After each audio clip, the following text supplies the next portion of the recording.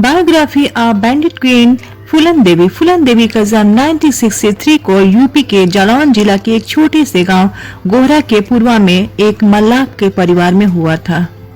फूलन देवी 4 भाई बहन थी, जिसमें 2 बहन और 2 भाई थे।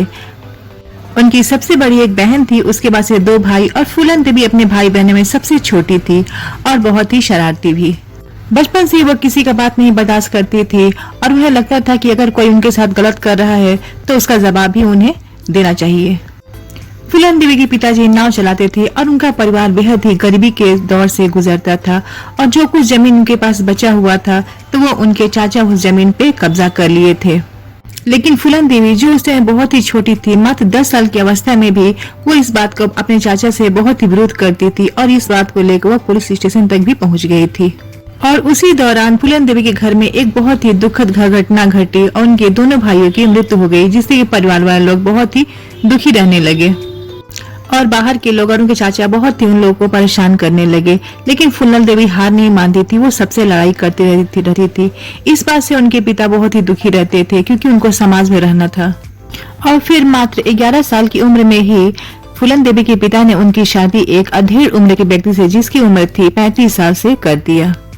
फूलन देवी शादी के विरोध करना चाहती थी, लेकिन परिवार और समाज देखकर वो कुछ नहीं बोली, चुपचाप खामोशी रही और उनके पिता ने उनको विदाई भी कर दिया शादी के बाद से। जनरली ऐसा होता था कि उस समय कम उम्र में लड़कियों की शादी होती थी, लेकिन थोड़ा बड़े होने पर उनकी विदाई होती थी, लेकिन उनके पिता ने ऐसा नहीं किया।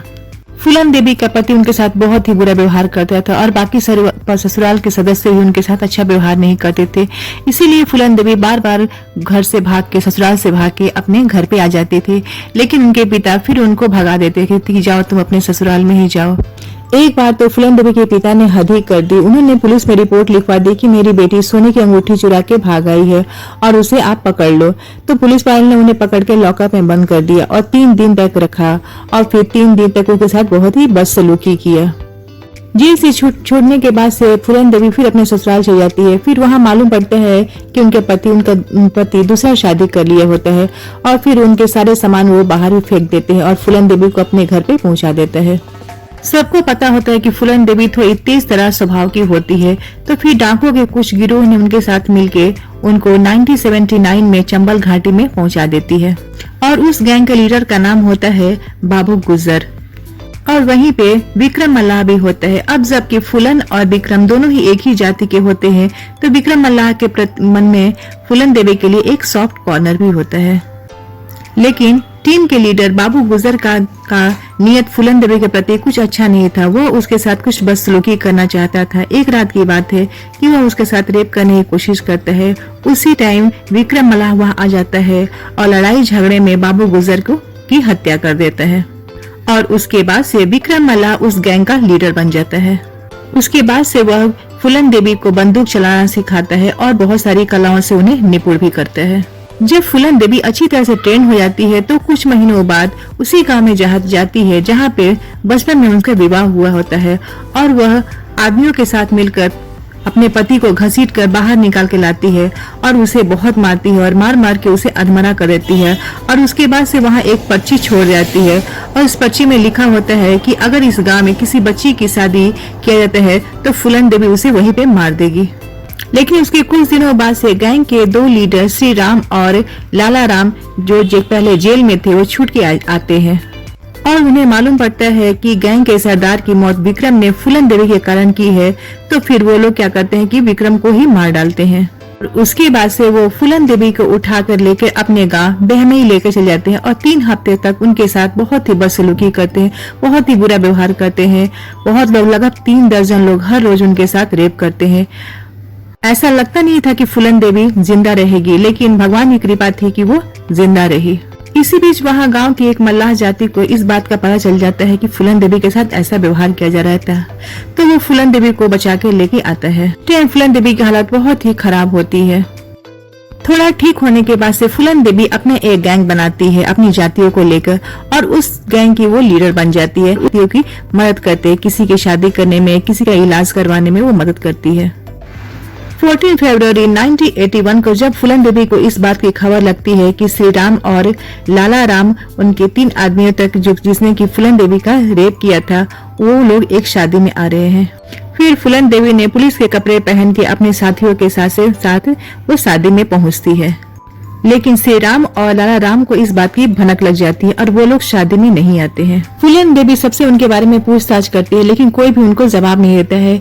तो बारात में आए हुए 21 लोगों को खड़ा करती है और सबको गोली से मार देती है और वो लोग वहीं पे मर जाते हैं। जगह जगह फूलन देवी के खिलाफ प्रदर्शन होने लगते थे। अब उस टाइम यूपी के सीएम थे बीपी सिंह, तो उन्हें इस पद से अपने को रिजाइन देना पड़ा था। और उस टाइम भारत के प्रधानमंत्री थी श्रीमती इंदिरा गांधी। फूलन देवी को अपने साथियों के साथ सरेंडर करने के लिए कहा गया है। तो फूलन देवी ने अपनी कुछ शर्तें रखी। उनकी पहली शर्त ये थी कि वो यूपी में नहीं बल्कि एमपी में अपनी हिरासत करवाएंगी। फिर उनकी दूसरी शर्त ये थी कि उनके किसी भी साथी को फांसी की सजा नहीं दिया जाएगा। और तीसरी शर्त ये थी कि जेल में से निकलने के बाद से उन्हें एक अच्छी लाइफ जीने के लिए मौका दिया जाएगा, उन्हें जमीन दे दिया जाएगा और काम करने के लिए रोजगार भी। सरकार उनकी सारी शर्तें मान गई और फिर फाइनली फूलन देवी ने अपना सरेंडर कर दिया अपनी पूरी गैंग के साथ। उसके बाद से जेल में फूलन देवी ने अपना इलाज भी करवाया, क्योंकि फूलन देवी काफी बीमार रहती थी, उन्हें बहुत सारी बीमारियां और शारीरिक तकलीफें भी हो गई थी। और धीरे धीरे लोगों को फूलन देवी के बारे में मालूम पड़ने लगी कि फूलन देवी कैसी थी और उनके साथ क्या क्या हुआ था, जिससे उनकी लोकप्रियता काफी बढ़ गई थी। फिर 11 साल के बाद से फूलन देवी जेल में से निकलती है।